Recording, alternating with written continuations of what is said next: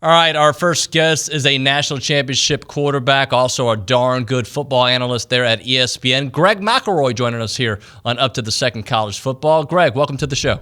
Hey, what's going on, guys? How are y'all? Doing wonderful. Thank you so much for joining us. So let's get right into it. This Bama A&M game. For a couple years, we've been talking about it meaning something, and then A&M has dropped the ball leading up to it. This year, it doesn't feel like they've dropped the ball heading into it. What do you expect to see on Saturday from the kind of game? Well, I think it's obviously a huge game. I think the winner of this game probably wins the West, just based on what we've seen between LSU's inconsistencies, Ole Miss's inconsistencies. I don't see Mississippi State at the moment being a factor. So looking at just how these teams match up against what's left on the schedule, obviously both A&M and Bama have to play Tennessee. So that's one that I guess you could lose. Bama gets Kentucky. That's a tricky one. A&M, I think, given the way they're not really protecting Spencer Rattler, they should get their crossover game against South Carolina. So the winner of this game is going to have a 2-game edge in the SEC, essentially. A game and a half, technically, with the head-to-head being in their favor. So it'd be hard for me to envision either one of these two teams losing 2 games in the conference. So I think this, for all intents and purposes, will decide it. And I look at the matchups on both sides, and these teams match up pretty well against each other. And frankly, I hate to kind of water it down to something that seems as simple as this, but I really think, look, Max Johnson's got a little bit of a turnover issue in his career. So does Jalen Milroe, and this might be a game that could very well be decided by a turnover or two. And that might ultimately be what decides it, because I think both teams have a lot of talent, and both teams have steadily improved over the course of the last couple of weeks, to the point now where I think they're playing pretty good football. Well, let's talk about Jalen Milroe for a second, because I feel like they finally tailored their offense to fit his skills, and he's playing at a high level, yet he hasn't taken on a defense like A&M since maybe Texas, and I don't think Texas has the same level of defense. As A&M? Yeah. Whoa. All right, a little home cooking. Well, I like a it. lot of home cooking for what I've seen in the SEC. And Greg, what they've done in the SEC has been pretty remarkable. They haven't done it all year yet. I mean, the Miami, we can't necessarily ignore the Miami game. I mean, goodness gracious, I think they gave it 300 yards after catch in that game, or so it felt like. All joking aside, I think Texas is legit on defense, really, really good. I think A&M is, come on. I think the defensive line for A&M is as disruptive as you'll find. And obviously Shamar, the way he's playing right now, is amazing. I mean, you see 300-pounders that are on the edge that are getting home, right? I mean, that's to showcase that kind of quickness is pretty remarkable. So I do think that this will be by far the toughest test that Jalen Milroe has seen since Texas. I think both secondaries, Texas and Texas A&M, those would be the question marks. For me, I think Texas's secondary is very gettable. I think A&M's secondary at the moment, I'm just not sure. I think that's the position group that we're going to need to learn a little bit more about.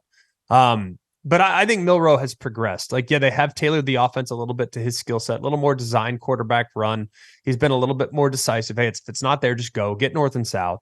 So that I think has been beneficial, but they're still giving up a lot of sacks. And with Jalen Milroe, with the quarterback, you would think, okay, you have a guy that's crazy mobile.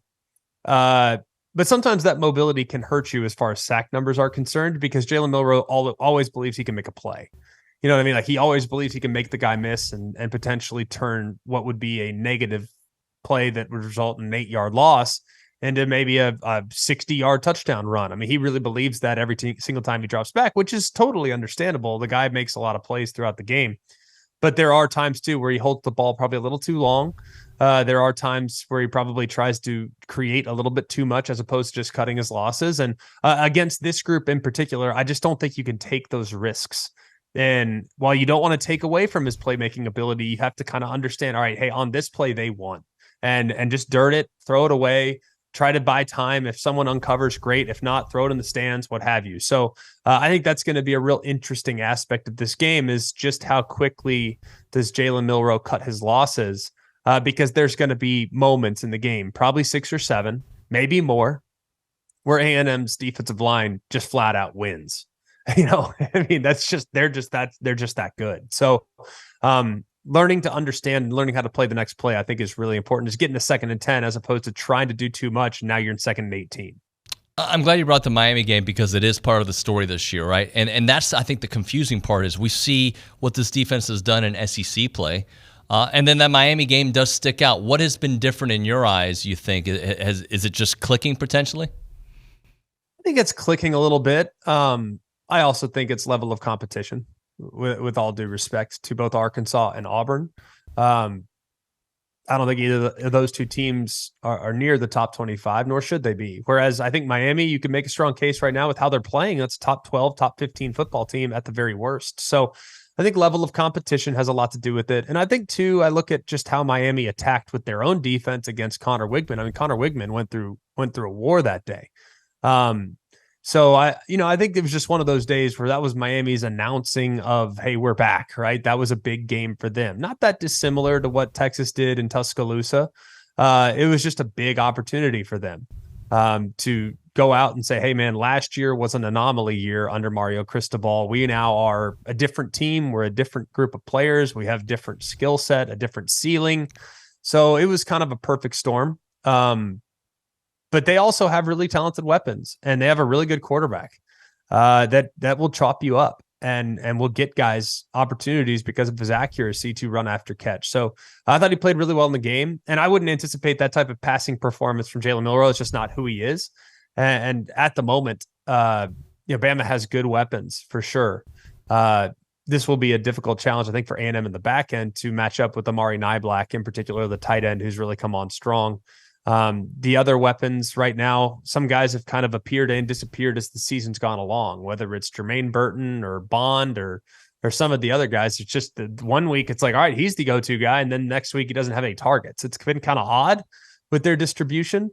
But I think A&M's a lot better than what they showed against Miami. I really believe that. And maybe it's just the SEC, I'm just seeing it through SEC colored glasses, but, I think you have to give credit to the opponent, but you also at the same time have to give credit to what A&M did. But then I look back at the Auburn game and there were guys running open. It's just Peyton Thorne couldn't pull the trigger for whatever reason. So I don't know. I mean, it's just right now, I think we're still a little unsure of both Alabama and A&M, but cautiously optimistic on both as well. So this will be a great indicator this week of what's to come, I think, down the road as the season progresses.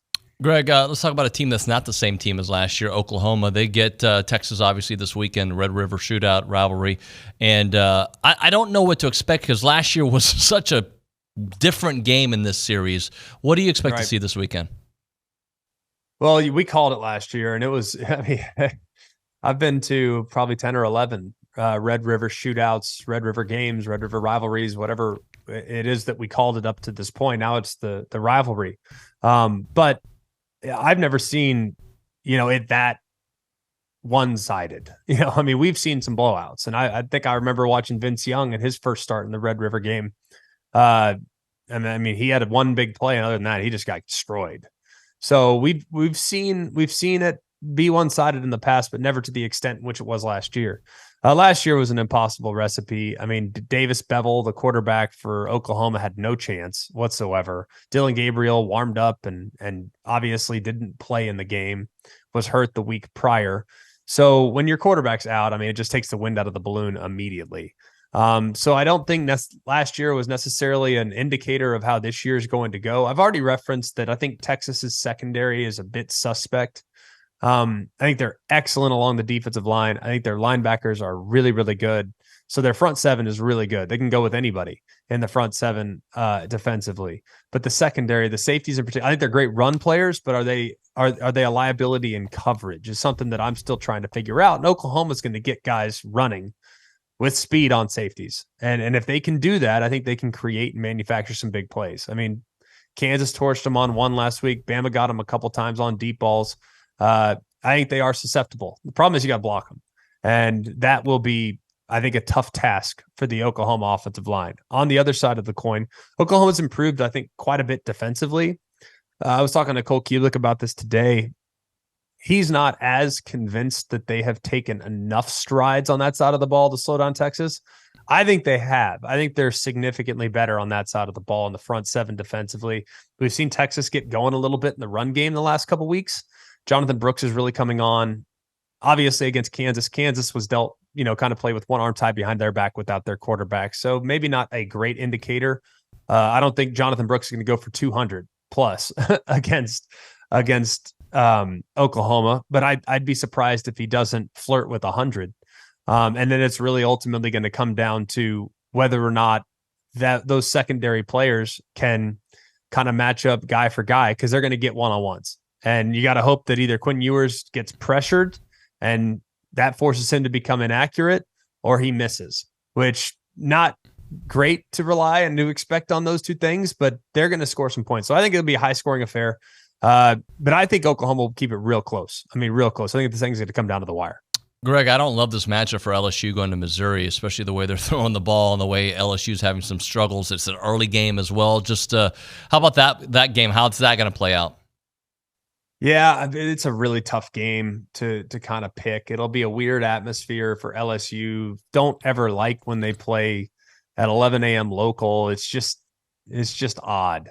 I remember them playing against Tennessee at 11 a.m. local last year, and it was just a complete beatdown.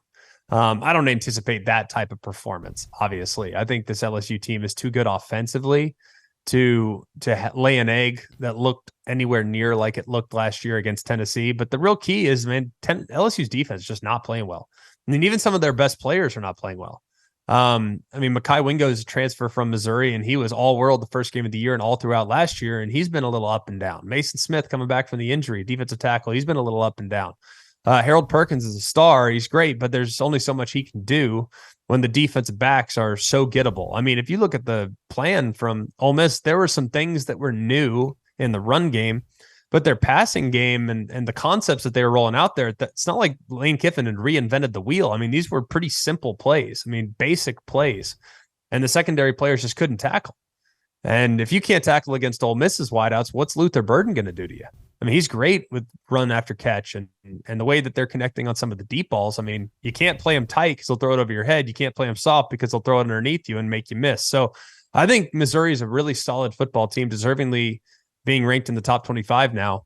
And another kind of like Miami a little bit against A&M. This is a huge opportunity for Missouri to prove that their 5-0 start is not a fluke.